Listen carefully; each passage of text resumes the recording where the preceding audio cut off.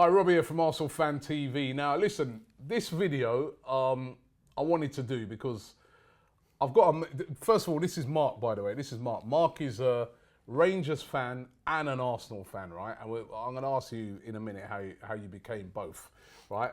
But I've got a friend called Stuart, yeah? And Stu's always going on to me and saying to me, Robbie, Rangers saved Arsenal. And I'm like, what are you talking about? Rangers saved Arsenal. He's like, Robbie, I'm telling you, back in the day, Rangers saved Arsenal.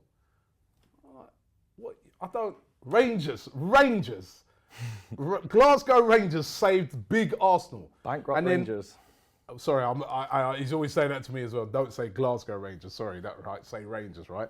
And then he bought this program the other day, and he showed me this. Look, that's an original program from 1967-68, the annual challenge match. Now, he was telling me about this annual challenge match, and it's an original program where Arsenal did play with Rangers, and it started to kind of explain in this program how this challenge match came about. Now, I thought I'd get Mark in because Mark's an expert on Rangers, and also he's a massive Arsenal fan as well, to explain. Now, first of all, how did you become an Arsenal and a Rangers fan? And then after that, I want you to explain, is there any truth in it that Rangers saved Arsenal?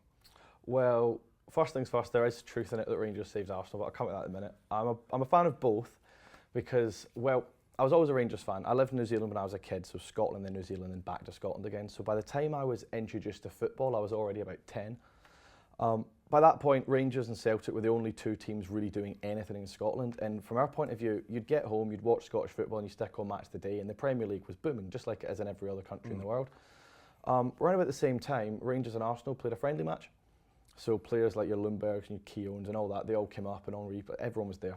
And I watched them play, and that was round about the time after I'd just watched the Liverpool-Arsenal Cup final, which obviously watching that, you can't not fall in love with Arsenal and be heartbroken for them. And then that became that was the team that I'd affiliate myself with. And there's a little bit of the black sheep thing going as well, the fact that all my friends that were Rangers fans were all Chelsea fans, and all my friends that were Celtic fans were a fairly even divide between Liverpool and United. You get the odd Newcastle fan because it's easy to get to from Glasgow, but that's the main mix. It was only really me and one other friend that were Arsenal fans.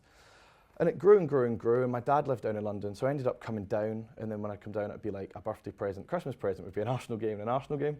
Then my first ever game was when Henry and Pires messed up that penalty against City. Oh, yeah. And then I came back to, I went to Portsmouth away that time where Henry scored and Loa had done his ankle doing those backflips. And then it's just started to do as many games as I could until I moved down full time. And then when I moved down full time, it became Arsenal on my doorstep, and Rangers are further away. So now I go back up to Rangers games at Christmas where I've got a terrible record.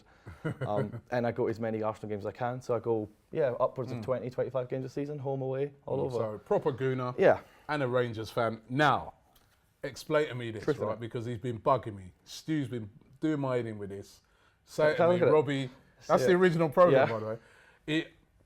We should be grateful as Arsenal fans because Rangers saved Arsenal. True. Is there any truth in this? A lot of truth in that. So 1908, I believe, Arsenal in a bit of financial trouble. The then manager wrote to, I think his name was George Morel, he wrote to Rangers, who was his ex-club, asking for help, financial assistance, because the club was in danger of going bust. There was rumours of Chelsea wanting to kind of absorb Arsenal and have them play at Craven Cottage, Tottenham wanting to take on Arsenal. None of which, That's a nightmare scenario. There being no Arsenal and everyone being Tottenham fans or Chelsea fans. Oh horrendous. My God. So there's rumours of that, and the reality is that Rangers ended up with the only ones who bought shares. Now the shares Rangers bought were only two of which, and it kind of signified a bit of start of a bond. And as it went on, so the two teams started playing more and more games. So hold on. So how many shares did Rangers buy? Two. For £1 each. Right. So it wasn't a great amount of shares, although it's probably worth more back in that time. But what it kind of strengthened was a bond between the two clubs and a bit of an alliance. The teams then started to play each other. There's a lot of rumours as well that they held 3 matches that summer that were 60,000 sellouts for 5 pence on the gate, whatever it is. But all the proceeds went to Arsenal as a fundraising process. So helped Arsenal stay alive. And is that how the challenge And this is how match these came challenge matches came about, which are now the 60s. But they had a bunch of games before the war, played each other every kind of 2 years or so. I think Struth and Chapman became quite good friends to the point where after Chapman passed, they continued to play games. And then after the war, it kind of resumed again. So from 1950s onwards, they played each other probably every couple of years, all the way up until kind of 1990 when it really stopped. It was known as kind of the Battle of Britain, and sometimes the fans would fight each other and sometimes they wouldn't. But generally, they were supposed to be friendly affairs. And then when Rangers had their 100 year, their 1973, I believe it is, they had a 100-year match and they wanted to have it against Arsenal. So yeah, and a bit of fun fact, there was a 97-year-old goalkeeper took a penalty at half time that day, and it was a bit of a fun-filled event kind of thing, but yeah, it was good. So it's continued all the way hold up. on, so he's telling the truth. He's telling the truth. Not only is he telling the truth. Sounds like Rangers did save Arsenal. Not only that, but 20 years after Rangers bought those first couple of shares and everything happened, Arsenal then gave Rangers 14 more shares. So in the Rangers kind of trophy room was... So that's sort of like a thank you. It was a thank you. It was a gift. It was a goodwill gesture, which was really, it was a cool thing to have. And it was up until what's happened recently, which I'm sure we're going to talk about. It was the only time where a club was allowed to own another club, like literally. So not the owners owning another club, like City do with this New York team or stuff like that. And we're talking about an actual club owning another club. So Rangers owned a bit of Arsenal because they had shares in Arsenal. And you're right. Normally under UEFA rules, you're not allowed to do that. You can't have money, shares in another club. Because of a conflict of interest. Yeah, a club can't have an owner can have both, like Ashley does with Newcastle and Rangers, but you can't have it like a club physically owns a club. Right, and what you're saying is they let that slide because it was a historic thing. It was a historic moment. So for it was, two clubs saved each other. At the time, Rangers were the best team in Scotland. At the time, Arsenal were one of, if not the best team in England. So it was historic that they would save. This is being afterwards, so not at the time, so when it was coming about and when they played each other. And think about that a minute. We could have been absorbed by Chelsea or Spurs. Oh my God. They did save us. He's telling the truth. Now, listen. That's what happened now. Yeah, what's... With these shares, where a lot of it sort of came out, these shares now, there was a big controversy about those shares getting sold. I remember a lot of it. And that's when I started to think to myself, actually, I remember Stu always going on about this, but... Rangers fans livid about it, livid. So what happened was Rangers obviously faced some financial trouble. So I think as the board, what the Daily Record, a big Scottish red top, they said that in 2007, Rangers considered selling them. They realised they had these shares and they said, okay, what's the value? And they're worth about 100 grand or something. And it was agreed by the Rangers board at that time that they wouldn't be sold because it's historic and FIFA allow it. So it's kind of part of the history of the club. Fast forward another 5 years, and obviously White comes in, and they're in real financial trouble. And Usmanov's trying to increase his stake in the club, and and he just did a deal. He sold them for 230k. Right. So he sold those. Yeah. So he sold those to Usmanov. Usmanov, as we know, trying to get more and more ownership at Arsenal. So Usmanov bought those shares. Bought the shares that have been with Rangers. Yep. For all that time. Nothing against Usmanov here. I mean, he's just trying to buy shares. No, he's just trying to buy shares. But those are historic shares that you guys have held those shares for all those years, and Usmanov bought those shares. Yeah. For over 200 grand. Over 200 grand. And none of the money even went to Rangers.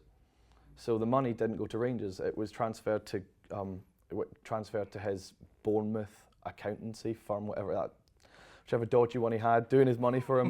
That all went down there, and then that got all their assets frozen, and that was it. And I don't think Rangers could. I think the Rangers supporters group have bought into various Arsenal fan shares to try and buy some kind of alliance back, but physically, I don't think Rangers could legally, under FIFA rules, own those shares again. Once they're gone, they're gone. So it's a big step. That's terrible, isn't it? That one person can just come along and just ruin that piece of history, that bond. Because the bond's been very strong. Clubs. I mean, there's not so much in the kind of exchanging of players, but Wenger's always been very keen on Rangers. Obviously Zellerlem's up there, Bartley was up there at the time, and Bartley, for Rangers fans, he got stuck into Old Firm games. If you ever get a chance to see videos, 2 minutes into one, he goes through the back of Scott Brown, and it's a horrendous challenge, but for Scotland, that's exactly what you want to see, and he wasn't scared. But yeah, there's a very good connection, and of course Arsenal with Celtic and Eduardo, so it just kind of heightened it. There was always a little bit of more of a warmness from the Rangers side towards Arsenal than other clubs, but more recently it's just seemed to have gone. It's interesting though.